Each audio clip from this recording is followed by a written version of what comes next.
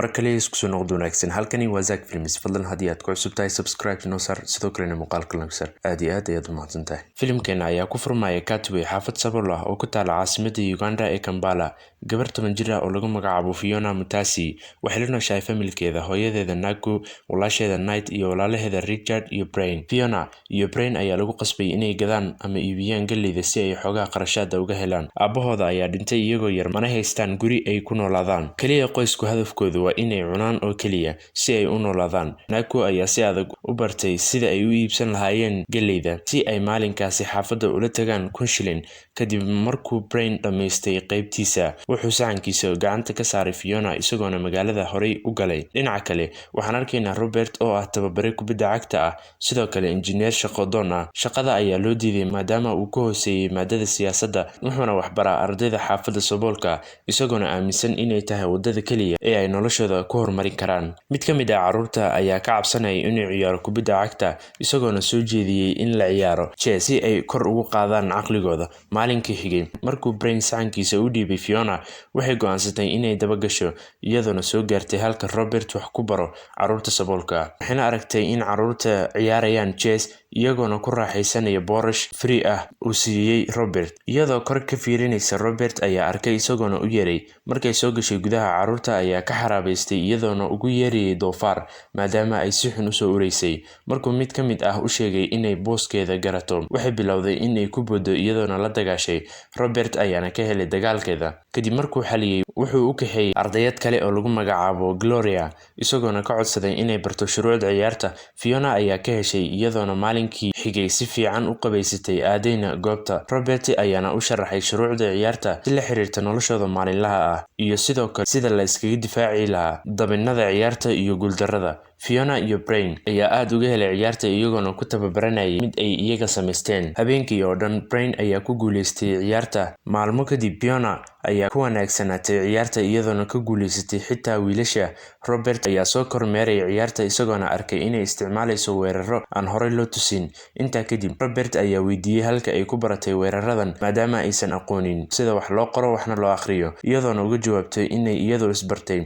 Intaa kadib mid ka mid ah carruurta ayaa weydiiyay maalinka ay la ciyaari doonaan carruurta taajiriinta ah ee magaalada. Intaa kadib Robert ayaa booqday xafiiska gudoomiyaha ciyaarta Enoch Barumba isagoona weydiiyay inay carruurtiisa ka ciyaaraan kulanka duufaanta ee mardhow dhici doona. Barumba ayaa ka diiday codsigiisa isagoo u sheegay in kaliya carruurta aadka u sarreysa loo ogol yahay isagoona ku tilmaamay carruurta faqiirada ah in aysan lahayn wax aadaab ah. Si kastaba Robert ayaa ku qancinayay isagoona ka ballan qaaday inuu bixin doono kharashaadka ku bixi doona diiwaangelinta. Intaa kadib waxaan arkaynaa in Robert uu ciyaarayo kubad si uu u bixiyo kharashaadka ciyaarta chesta ah isagoona ku guuleystay wuxuuna gacanta ka saaray lacagta Barumba. Guriga Robert xaaskiisa Hope ayaa soo ogaatay in Robert kubadda u ciyaarayay lacag darteeda iyadoona ka carootay sababtoo ah Robert ayaa waqti hore si xun ugu dhaawacmay kubadda. Dhinaca kale nin dhuxule ah ayaa u sheegay Naku in nin xun uu adeegsanayo carruurteeda khamaar. Maqalka kadib Naku ayaa daba gashay Fiona iyo Brain iyadoona gaartay guriga tababarka.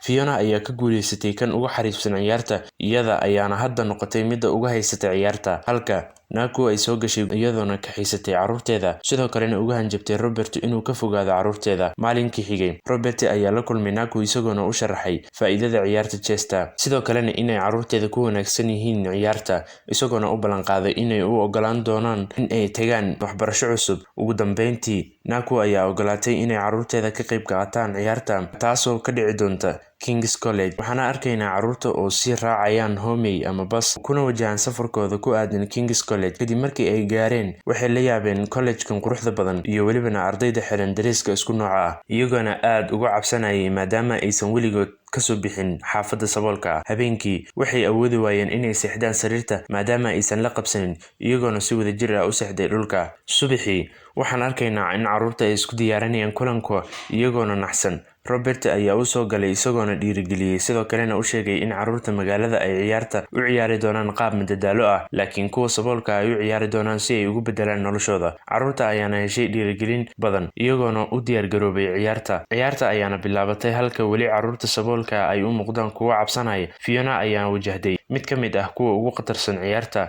halka mid ka mid ah carruurta saboolka ah oo lagu magacaabo Benjamin ayaa si kalsooni leh uga kacay kursigiisa isagoona dhayalsanaya. Kalsoonida carruurta ayaana siyaaday halka Fiona ay ka guuleysatay kan ugu khatarsanaa ciyaarta, iyadoona lagu abaalmariyay billad dahab ah. Intaa kadib waxay wajahayaan safarkooda. Fiona ayaa weli u qaadan lahayd inay ka guuleysatay wiil ku dhashay magaalo kaasoo barta iskuul. Intaa kadib, Cutaway, Robert ayaa baray Fiona Hope oo ah bare dugsiyeed, isagoona weydiistay inay barto Fiona sida wax loo akhriyo. Maalinkii xigay, Fiona iyo Brian oo magaalada ku wareejinaya galleyda iyagoona meel ku ciyaarayay, nin ayaa uga yeeray dhinaca kale ee wadada isagoona raba inuu wax ka iibsado, halka Brian isagoo raba inuu gudbo wadada ayaa waxaa ku dhacday mooto. Fiona ayaa u soo carartay iyadoona u kaxaysay dhinaca cusbitaalka maadaama qoysku aysan haysanin wax lacag ah ay isaga bixiyaan dhakhaatiirta canugooda. Naku ayaa si tartiib ah ula dhuumatay canugeeda. Maalinkii xigay, markay ka soo noqdeen guriga, waxay arkeen naagtii lahayd dhulka oo rabto kiradeeda, waxaana laga soo buriyay guriga.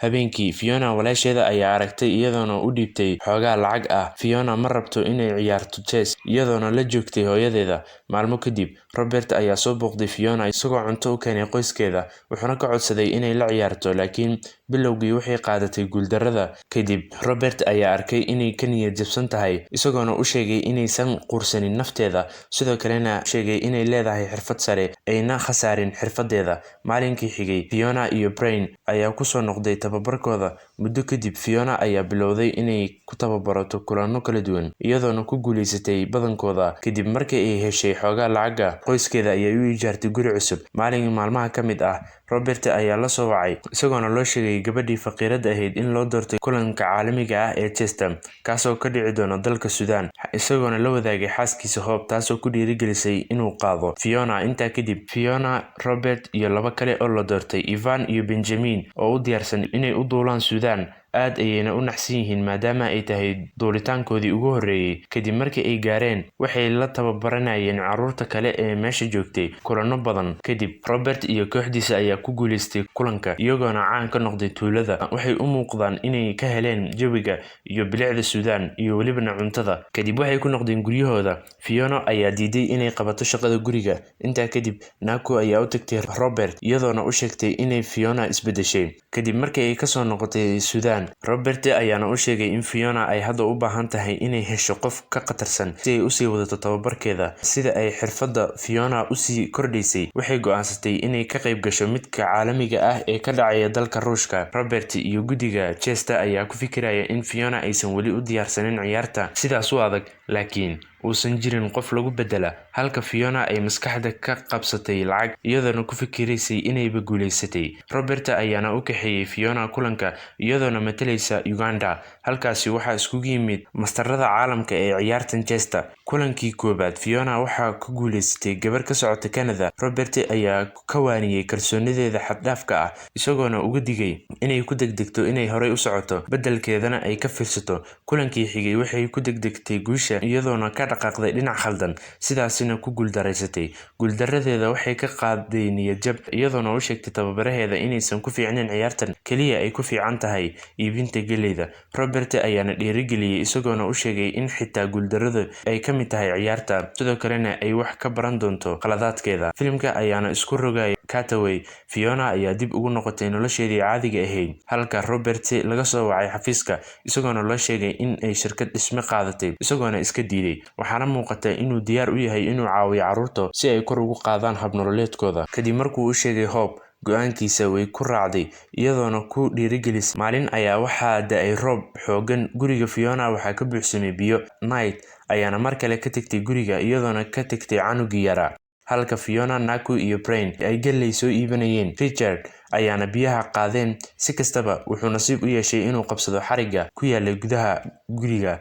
Naku ayaana soo gaartay guriga waxayna aragtay Richard oo ku dheggan xarigga. Xaaladaasi kadib, Fiona ayaa aaday guriga Robert iyadoona ka codsatay inay la joogto maalmo yar, isagoona ka ogolaaday. Wuxuuna sidoo kale geeyay iskuul Fiona, Brian iyo carruur kale. Siduu waqtigu u socday, Fiona ayaa hadda u ciyaaraysa si qurux badan, iyadoona tallaabooyin yar kaga guuleysatay tababaraheeda Robert, isagoona u sheegay inay markan ka qayb qaadan karto midka caalamiga ah, halkaasoo kuwa ugu khatarsan caalamka ay ku tartami doonaan. Isagoona u sheegay inay xasuusato halgankii hooyadeeda ee la soo soo martay. Maalinkii xigay Fiona ayaa u baxday si ay u soo aragto hooyadeeda Naku ayaana Said ugu farxday inay aragto gabadheeda oo xiran dareeska waxbarashada. Naku ayaana la hadashay Robert iyadoona ugu mahadcelisay wax waliba uu u qabtay, isagoona uga jawaabay in Fiona iyo Brian ay nasiib badan yihiin maadaama ay haystaan hooyo sidaadoo kale ah. Intaa kadib, kulanka kama dambaysta ah ee dumarka ayaa bilowday halka Robert, Naku iyo carruurta kaleba ay joogeen goobta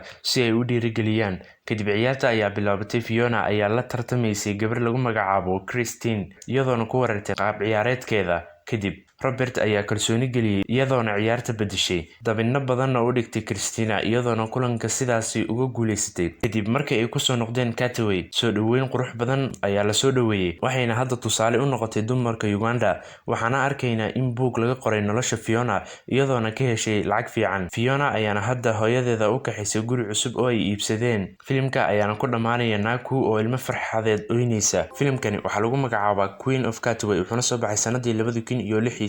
Waxaan ka baran karnaa in carruurteena iyo weliba walaalaheenna Soomaaliyeed ay kaliya ku xirneen guushooda inay wax bartaan, waxbarashadana aysan ahayn midda kaliya ee lagu guuleysan karo. Waxaan aad iyo aad kaaga mahadcelinayaa inaad soo gaartay dhammaadka muuqaalkan. Sidoo kalena ha iloobin inaad subscribe saartid muuqaalkan, aad like saartid. Inta aan ku kulmi doono muuqaalka xiga waxaan idinkaga tegaa sidaas nabadgelyo.